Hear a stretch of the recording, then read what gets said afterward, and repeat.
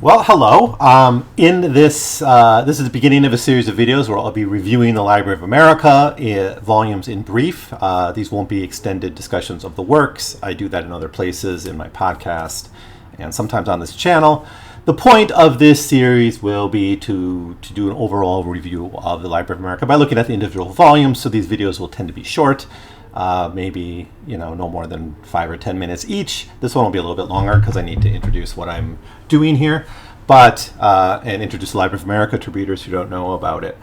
So we're going to watch and we're going to observe how this series developed over time, how it changed, how its focus has changed, how it continued to expand the canon, and if there's any concerns or developments in the series that might affect how people approach the Library of America going forward, and we'll be able to think about its long-term sustainability and value in the market. I think, just to come out for it, I think this is one of the best buys if you're interested in American literature. I think it's one of the best places to go for, if you want to get started or if you're an advanced reader in American literature, due to its efforts at completionists, being a completionist for certain authors anyways, being representative and being open in how the canon is defined.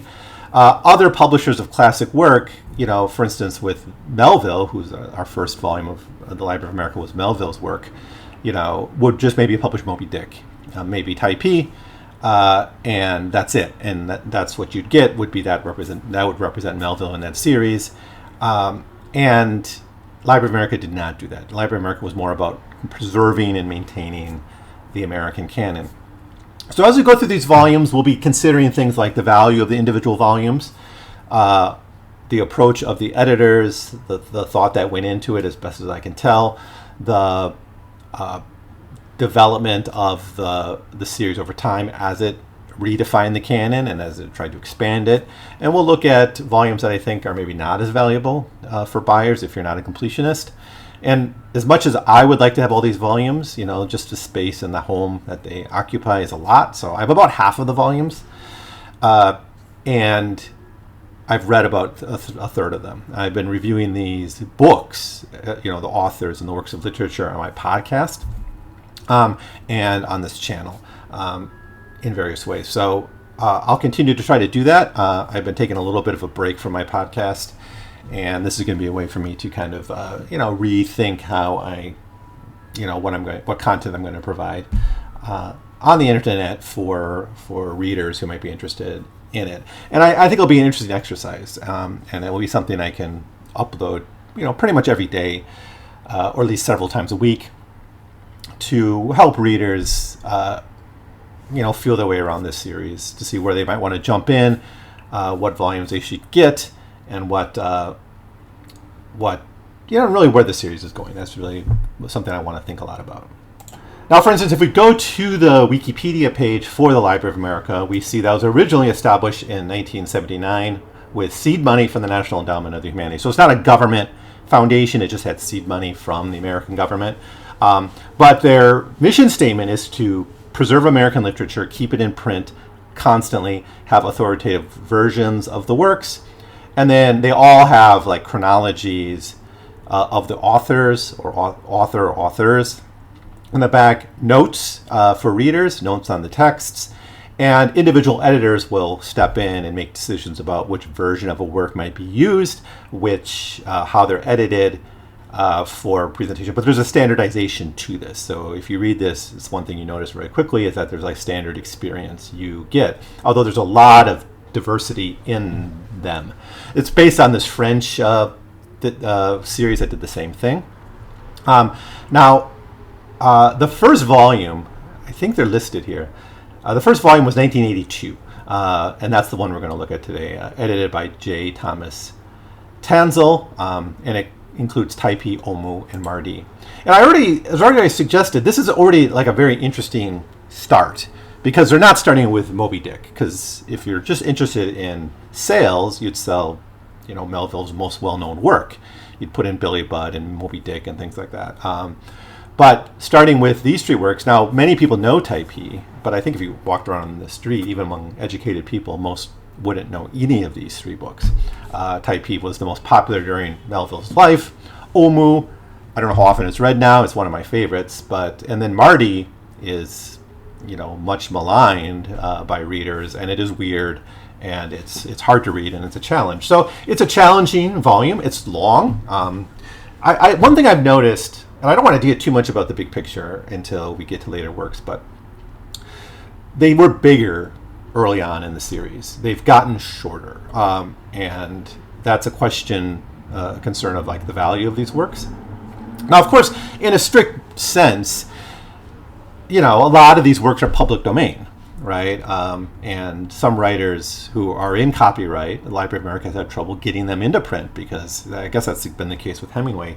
Melville, long in the public domain. These books are all available on Gutenberg. If you want an ebook version, you can get them for free. There are cheap versions of these books around that you can get, but they don't have the qualities of this series, obviously. But you get, just still, I think this is a value proposition. This series, for $40, you get, 3 books, 1,300 pages. If you're a subscriber, you get like one a month. So think of it like a month of reading for your average dedicated reader. But anyways, let's look first. Now, this is out of print, out of stock, and a reprint has not been scheduled. So it's not out of print. It's not going. I don't think any of these are supposed to be out of print, but they don't always keep everything in stock. So if you go to their warehouse, their website, and order books, you'll find, some things if there's overstock, they'll put things on sale, and then sometimes they'll be not available. But this is ominous to someone like me who knows one of the values of this series is that it keeps these in print. That is their intention. That is their goal. The reason why something may be out of print is that they're not adopted. Most, as you see here, this one's available for adoption. The Guardian of American Letters Fund is a charitable thing. You donate money, and that keeps it permanently in print. It's the funding to support keeping these in print, because it's a lot of warehouse space.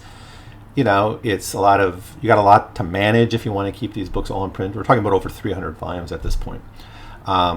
So that's a concern, maybe. Hopefully this will be in print, because this is a great volume, a really great start. I think this is quintessential of what the Library of America actually has to offer to the world and to readers of American literature. 3, what I think are excellent books. They all give a slightly different experience. They're well documented. You can read it and follow Melville's life by reading the chronology. They're beautiful. The type's a little small for some readers, maybe, but that's going to be a problem across the series. It's nothing to really talk about. But, I think what this shows is that they intended from day one to take certain authors and present their entire works to the public. So currently, early on in their run, they published the first 3 volumes of Melville's fiction, his novels and stories. And then they recently, I don't know the exact date, but they recently started publishing, where they published the last volume of Melville's work, which is his poetry. So now you can buy these 4 volumes for, whatever, $150, $160, and have the complete works of Melville on your shelf, looking nice and pretty. So that, I think, as a Melville lover myself, I think is obviously valuable. I think these are great books, but they may not be for everybody. Typee was Melville's most popular book in his lifetime. Omoo was kind of a sequel to Typee in many ways, and then Mardi was an experimental, like early modernist book, playing with fantasy and reimagining boundaries and boundaries of literature and boundaries geographically in what the Pacific means. I've talked about these at length on my podcast, so please check those out if you want to know more about these individual works. I want to more talk about the series as a whole. So, so I think that does it. I think this is a great place to start. It's unfortunate that's not currently in the warehouse for you to buy. I think hopefully it returns soon to that state. But if we're going to find a lot of books that are out of print like this, it's something we need to be maybe a little bit concerned about. but a really, I think, quality buy. Getting 3 books for the price of like 1 volume. If you buy a new hardcover Stephen King book, they're like $30, right? Or popular fiction novel at Barnes and Noble, it might be $25 to $30 still. So for these are usually around 40. There's some variation, and books are on sale, and the used market for these is vibrant. Libraries phase these out or buy new copies, and they end up in the used market. And sometimes you can get these for $1 plus shipping, or something through Amazon's, used book market. I've used that myself. So a great introduction to Melville's early career, a great and I think compelling start of the series. Now, is it going to have the value of later volumes? Well, I think the question you need to ask here, since these are all public domain, are you really just buying it for the aesthetics and for the scholarship that went into editing these? Yes, that's kind of what you are doing, but I think great. So I think this one's definitely worth buying. I hope it's back in print, and I guess that's it for now. So in the next episode, I'll talk about the next book, Nathaniel Hawthorne's Tales and Sketches, which I did read. And this is, I can already kind of tell you, this is probably one of the most valuable books in the early run to buy, for reasons we'll see. But it will also give us a chance to talk about how the Library of America handles short fiction, because that's an issue that pops up when writers produce a lot of work, and what do you include? Now, with someone like Hawthorne, they're including everything. They are doing that. But there are other authors, like number 6 here, Jack London, who a lot of their work has never appeared in the Library of America, and decisions had to be made. And with Melville, there's not much to talk about because everything is included, but with other authors, selections are being made, and it's something to keep in mind. So that's it for now. So thanks for listening, and I hope you subscribe to this channel and follow my thoughts about the development of this series and the individual books, and hopefully it inspires you to maybe jump into American literature and reflect on it and make it a big part of your life, because it can be a lifelong journey. For me, it's becoming that.